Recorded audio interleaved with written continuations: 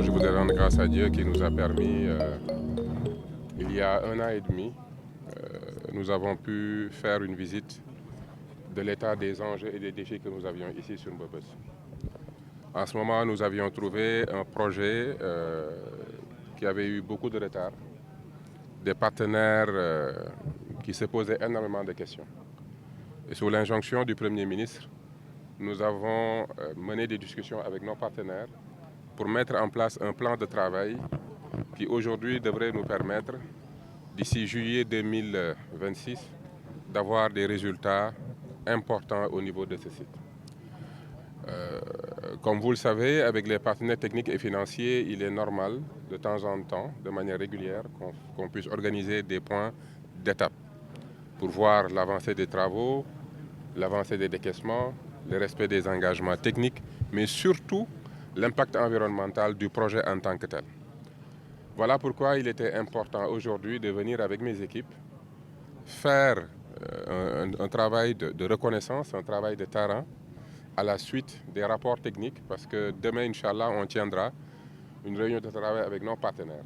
Je rappelle qu'ici, le projet porte sur 40 hectares, ce qui représente environ 40% de l'ensemble du site de Mbobos, pour une réhabilitation qui devrait nous coûter, qui demande un investissement qui tourne autour de 22 milliards de francs CFA.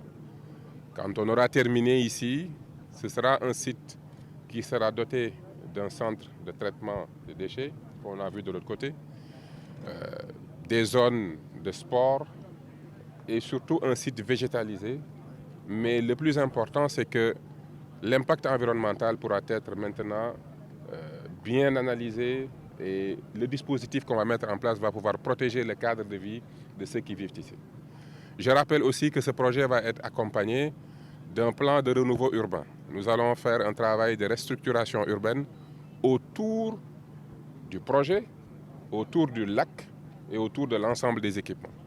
Parce que comme vous le savez, ici, on a un lac qui avait été remblayé dans les années 70.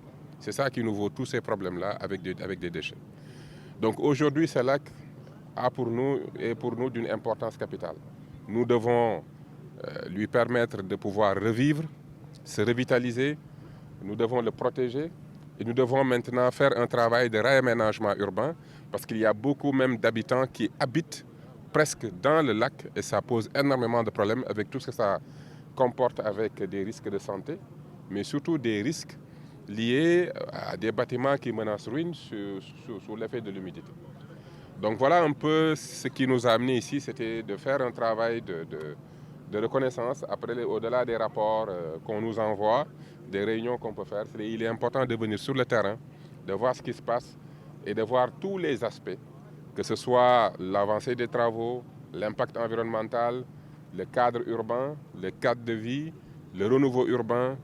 Tout cela, c'est l'ensemble de ces aspects qui va faire de sorte que quand on va terminer ici, les Sénégalais verront qu'avec le président de la République et le Premier ministre, les engagements que nous prenons, nous faisons tout ce qui est à notre pouvoir pour pouvoir les respecter, avec l'implication du génie sénégalais, avec l'implication des populations et de l'ensemble de nos partenaires.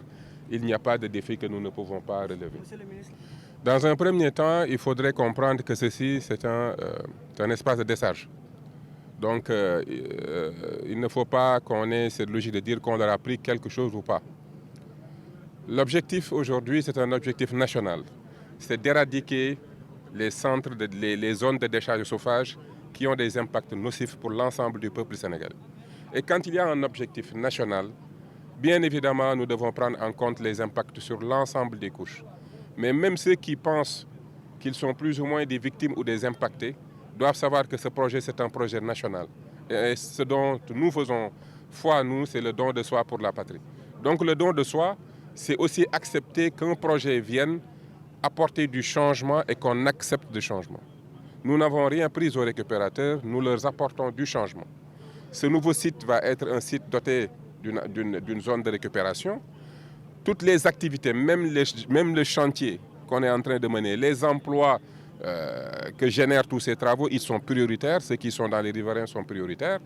Et dans le plan social, tout ce qu'on mettra en place, que ce soit dans les centres d'enfouissement technique, que ce soit dans les centres de tri, ceux qui aujourd'hui travaillent dans les déchets sont prioritaires. Donc nous sommes ouverts à un accompagnement, à une évolution, à une transition.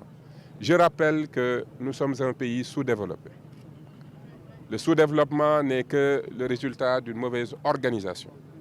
Si on s'organise, on se développe. Si on ne s'organise pas, c'est le chaos, c'est le désordre. Et cette organisation appelle forcément une transformation. Et cela appelle un changement au niveau des mentalités et une acceptation que nous devons changer. On ne peut pas changer le Sénégal si chaque Sénégalais veut rester tel qu'il est. Ce n'est pas possible. Donc il faut qu'on accepte ces nouveautés, ces changements, s'adapter, s'intégrer, évoluer, se faire former dans d'autres métiers, ne plus être juste un récupérateur, devenir un ouvrier, ne plus être juste un récupérateur, mais développer un business structuré autour de ça en respectant toutes les normes. Il faut qu'on accepte d'avancer. Si nous voulons nous développer, c'est tout le monde. C'est tout le monde qui doit faire ça.